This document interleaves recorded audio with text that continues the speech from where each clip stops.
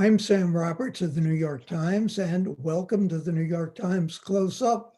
We're back from our summer break and the start of the program's 30th season.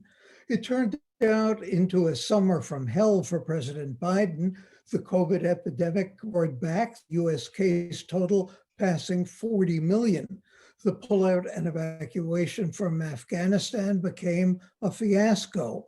Wildfires, drought ravaged the West, and Hurricane Ida not only slammed Louisiana, but caused massive flooding and dozens of deaths in the Northeast. Biden's poll numbers took a hit. Reuters Ipsos has him down to a 47% approval rating. And now September could be a make or break month for Biden's domestic agenda. Key items for Congress to deal with: a passage of the infrastructure bill, the fate of a huge $3.5 trillion budget plan that includes spending on everything from climate change to childcare, and a September 30th deadline to fund the government. In other words, a lot to do, not much time to do it. Meanwhile, a political earthquake in New York in August. Governor Cuomo resigned in the face of a sexual harassment scandal, and Lieutenant Governor Kathy Hochul became the state's first woman governor. Plenty of politics to talk about with Clyde Haberman, New York Times contributing writer, and Eleanor Randolph, also a Times contributing writer and author of The Many Lives of Michael Bloomberg. Let's take a look first at the president's standing in the polls. 47% approval rating 9 months or so into his first term. When we look back at other presidents at this point, it's not that far off from where Gerald Ford was, where Ronald Reagan was, and it's certainly better than where Donald Trump was at about 35% at this point in his first year of his first term. Eleanor, what does it mean that Biden is at 47% in September of his first year? You know, I think one of the things he's been doing is he's been doing all the hard stuff early. I mean, and presuming that people have a short memory, because the big wave about to hit is the 22 elections, or are the 22 elections, and traditionally that midterm election shifts both the House and the Senate, and there's not much leeway for Biden, who does have Democrats controlling both houses right now. So I mean, I think that's what he's done. He's hit the hard stuff now. I thought the Afghanistan. I talked to a couple of generals who said that they knew this was coming, and they knew it was coming eventually. They just didn't know who would have the nerve to do it. And so what a mess it was, and what a heartbreak it is to watch what's happening in Afghanistan. But we knew that was going to happen, and he really he decided to do the hard stuff. Clyde, obviously it matters, the consequences to the 2022 elections, the midterm elections, but how important is it when we presume, maybe we're wrong, that Joe Biden is not going to seek a second term? Well, it's early to make that kind of prediction, although I would think he's thinking like a guy who's only going to be a one-term president. On some of the stuff that's not gone his way, I don't mean to sound like an apologist for him. That's not my role by any means. But Afghanistan was going to be a mess at the end, no matter how it was done. Anybody who thinks that there was indeed an orderly process in which the several 100,000 people we wanted to get out of there would have all very neatly gone onto airplanes, and the Taliban would have said, bye-bye, Godspeed, is either nuts or a Republican, or in many cases, both. And as far as COVID, sure, he's the president, so in the end, the buck stops there. But the reason this is happening is because we have a bunch of lame brain governors, mostly in Southern Republican states, but not exclusively, who are refusing to take the basic steps that we all need to get back to normal. And so I think it's inevitable that the president reaps the whirlwind on that, but I don't think it's fully fair that he is doing that. On COVID, Eleanor, how much of this is balancing health versus restoring the economy? How much of it is people rushing to take chances, take risks in the hopes that the economy will jumpstart and that everything will sort of on its own go back to normal? Well, that is the gamble that these Southern governors are taking. They're just saying, well, it's I don't know many people who've died, so let's just open things back up and not mandate masks and not require vaccinations. But if you look, I mean, the New York Times every day runs those two maps. One shows where the areas where people are vaccinated, and the other map shows where COVID is increasing. And they are the people who are not getting the shots are the people who are getting COVID. I don't know why people don't understand this. And if you look at people who are dying, they are people who sort of their last breath, they say, I wish I'd gotten the vaccine. So there is that human element. I also think if you go back to Biden a minute, that this demand that people get a vaccine, I am totally with him on that. I think that you want to know, if you're a worker, you want to know that people around you are vaccinated and are not just every time they laugh, they're not handing you a disease. Clyde, obviously there's some religious reasons for this. There are some people who are afraid of the vaccine because there's a lot we don't know about both COVID and the vaccine. But do you have any sense as to what the reason is that so many people have not been vaccinated? I think it is raw. You're not going to tell us what to do, and the hell with you. It is Trumpism manifesting itself in a self-destructive way, as far as I'm concerned. Yes, there are some who have religious objections, and there are some who are worried, that we don't know enough about the vaccine, but we know plenty about the vaccine. And the mere fact that we're doing this show and we're all still here is one bit of evidence for that. The vaccines work. Are they perfect? No. Do they absolutely prevent this disease? No, but they mitigate the effects greatly. And again, as Eleanor just said, just look where the disease is at its strongest now. It's in the largely unvaccinated parts of the country. Again, this is not rocket science. We have a massive resistance to anything that people in power say, especially if they're the Democrats, because you have a Trump-inspired refusal to go along. If Donald Trump, he has on some of his rallies said, yes, go get your shot. And then he sort of joked about it and laughed at it. And if you don't want to do it, yeah, I get it.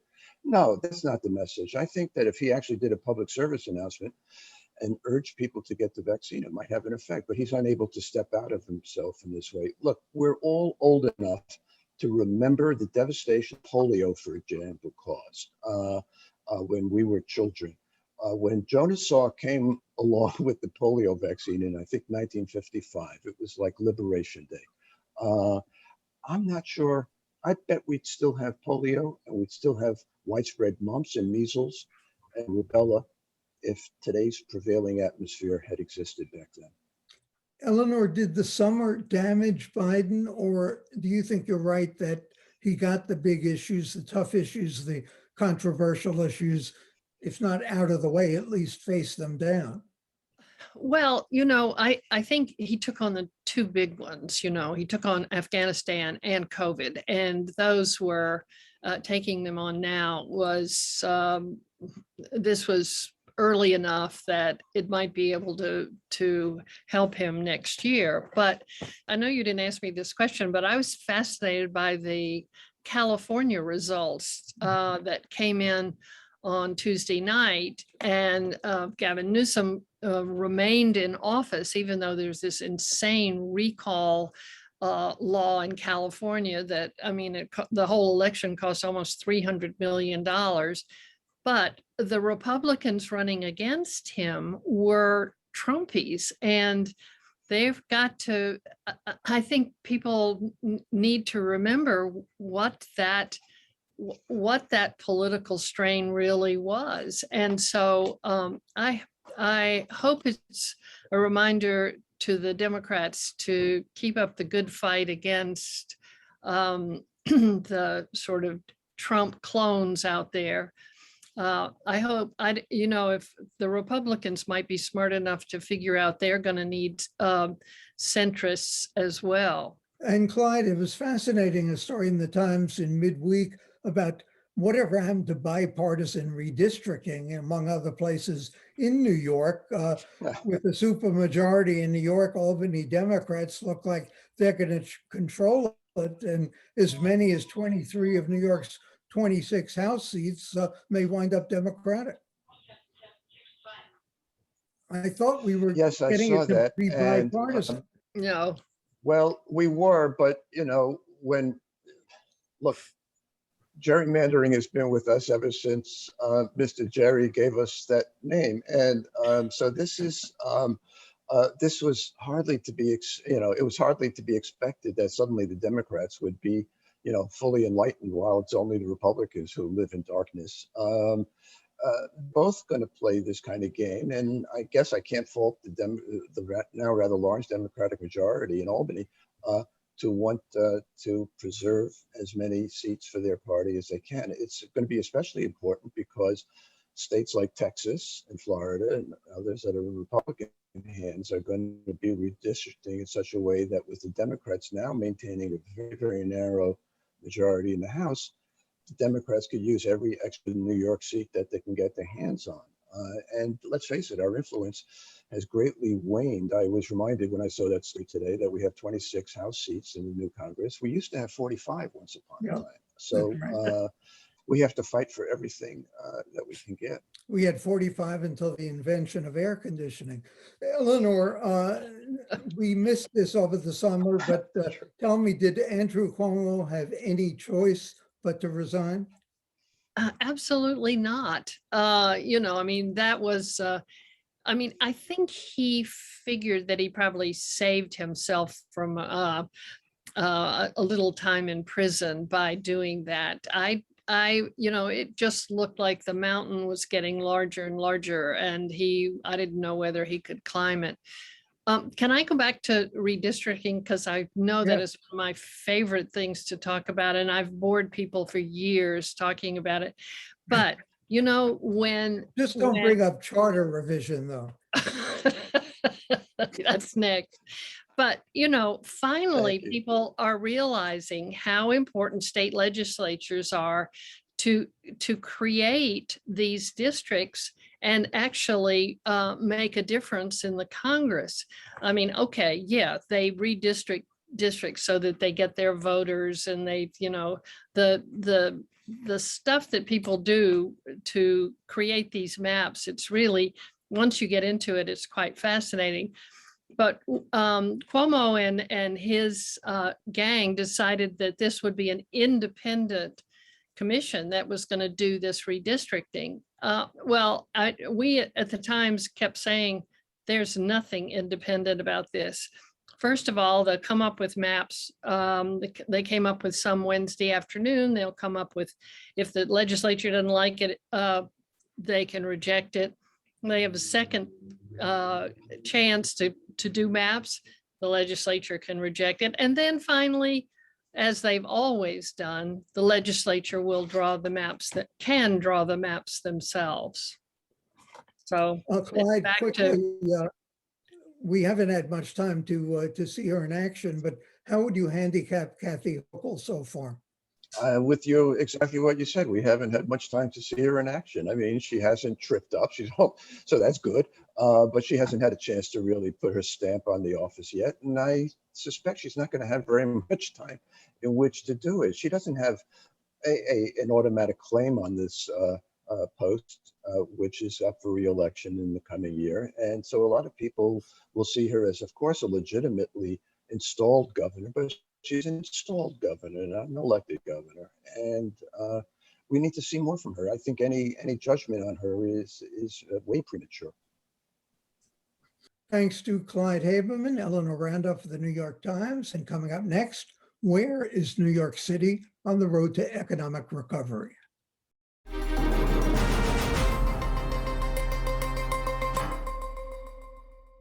It's mid-September. New York City kids are back in school, and hopes were high that the city's economy would be rebounding strongly from the beating it took due to the COVID pandemic.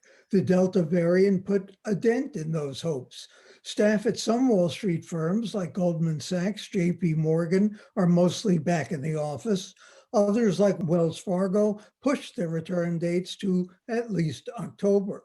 The New York Times has not yet set a return date. It's not easy turning around a big and hard economy like New York City. The Times reports, quote, "From the beginning of the coronavirus pandemic, New York City has been pummeled economically, unlike any other large American city, as a sustained recovery has failed to take root, and hundreds of thousands of workers have yet to find full-time jobs." So is the city's economy closer to getting back on track, or does this slump still have a long way to go? Matthew Haag is a Metro reporter for the Times and has monitored the recovery for months and more than a year. Matt, why has it hit New York particularly hard? And why has the pace in New York been slower than some other places? Sam, it's good to be here. Well, New York was hit hard because it was the first city and region in the country to be hit hard by the health aspect of the pandemic. And the city really shut down in March 2020. And it still feels like, even though you could say the city is technically open today, it doesn't feel like it did back in February 2020.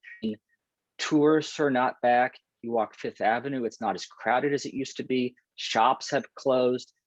6 or 7 months ago, we were looking forward to the fall, and we thought we'd be going back to work at least a couple days a week. It's September, but we hadn't even heard of this Delta variant that has now arrived, and it's evading part of the vaccines, or at least we can transmit it when we thought we couldn't. It's just upended our recovery and just our psyche.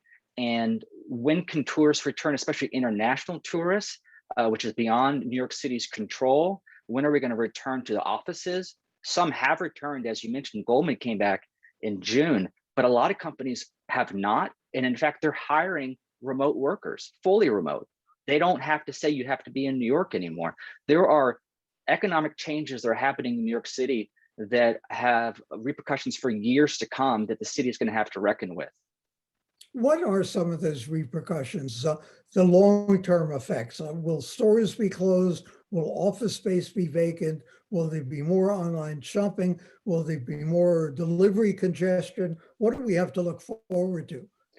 Well, I feel like I'm sort of beating a dead horse when I say this all the time, but the work culture is the biggest change that's going to take place in New York City. And it just sustained, I can't say this enough, it just sustained so much of our economy going into work 5 days a week. If I had gone in today to meet you in person for this interview, I might have grabbed a coffee or walked into a CVS. I mean, I would have spent money along the way, and that adds up when you have millions of workers doing that, commuting every single day. So you take those people out, and let's say they come in 1 or 2 days a week, that's still good, but it's nothing, absolutely nothing like the way it used to be. And you need tourists to come back who sustain the shopping, like districts in Soho, where locals don't really live. And so you needed people to come in and spend money there.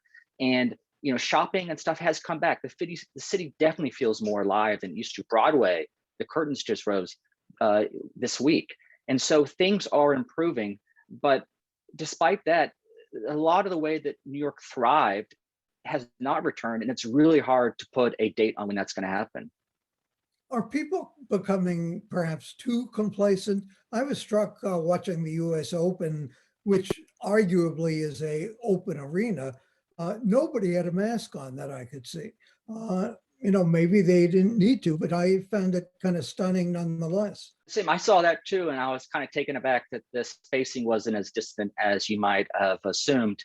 I think that that speaks to sort of the anxiety that New Yorkers have. I visited the Midwest from family in Missouri, and it's a very different feeling, even though they were sort of in the height of this other wave that they're experiencing. New York just suffered so greatly in the beginning that we're still a bit nervous. And you see that with de Blasio asking workers to come back, and 300,000 municipal workers. And some of them don't want to return because they have family at home. You go into work and you don't know if someone's vaccinated. You don't know how well they're taking care of their health and whether it's safe. And there's just a general anxiety about this virus now that it feels like it's not going away like we thought. What about the people who had the luxury of hibernating outside the city? Are they coming back? Well, you look at some metrics like home sales and rentals, and through the summer, which is when we thought was sort of this build up to the return in September, there are the numbers are off the charts. They really are year over year. People are renting, people are buying. I'm anxious to see what's going to happen in September. I have heard anecdotally that brokers are saying the demand is crazy. You go to Zillow or Street Easy, you see how many people save a listing. It's like in the hundreds or thousands. So there is demand. You just wonder how sustained it is and whether this Delta variant emerging is going to put a setback to that. It certainly has when it comes to companies like Google saying, we're going to come back next year. So what does that mean? If people are going to pull back and not want to move here, wait longer to see if they can't get better deals? Or are there companies just going to change and say, okay, you can work remotely and come in, every couple months, for instance? Obviously, the federal stimulus has been a big boon to New York and other places. What's going to happen when that runs out? Is there any likelihood some of that at least is going to be renewed? That's a good question. I mean, a big part of the overall stimulus, if you call it that, already is over. It's the unemployment, which has sustained hundreds of thousands of New Yorkers. The city itself got billions, which has helped shore up its budget. But we're sort of years off from realizing some of the true financial challenges the city faces when it comes to tax receipts from the value of big properties like commercial buildings, office buildings. They say that's years away to sort of see when that deficit emerges. We're still in a precarious time. We're far better off than we were, and especially when it comes to COVID cases, just far down. But we are in a very precarious situation for the city and for its residents. I don't want to be Pollyannish at all, because there's so much obviously that has gone wrong. But looking ahead, is there anything positive that has come out of this? Anything we've learned that we can apply to the future and will be better off because of all of this? Well, New York City, I think they take the virus seriously, and the vaccination rates are higher than the national average. They're not as high as I think that most people think it should be for herd immunity or something beyond that. So New Yorkers know to take this seriously. That is a benefit of just the damage and destruction we saw early on. I think that it's also a benefit the way that we're going to work. I mean, companies may not be happy, but we're spending more time with family. We're spending more time in our communities. And that is, I think, generally a good thing. What's going to happen to all that vacant office space, though? That's a very good question, Sam. I don't know. There's always talk, and you and I have talked about whether they could convert to residential.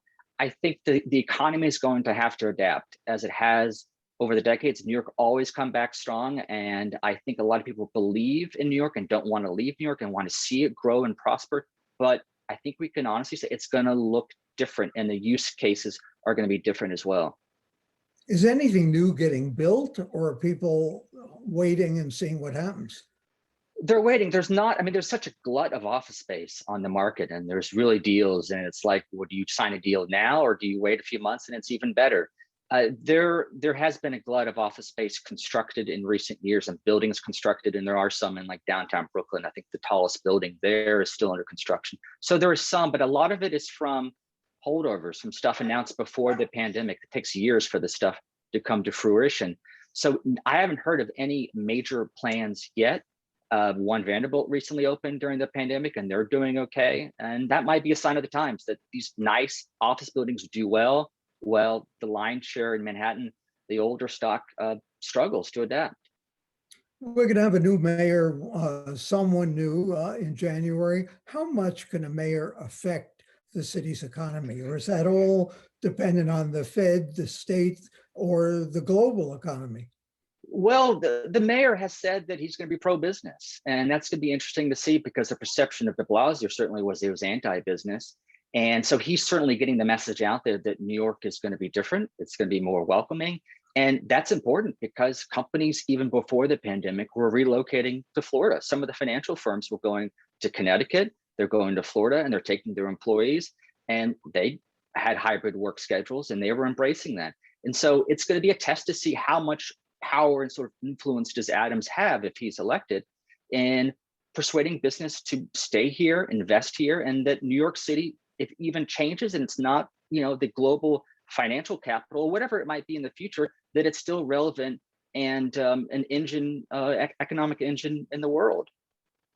And at least as we've started out, we've got some cooperation between the new governor and the prospective mayor, which is something new for a change. Absolutely. Thanks to Matthew Haag of the New York Times, and for the New York Times and CUNY TV, I'm Sam Roberts.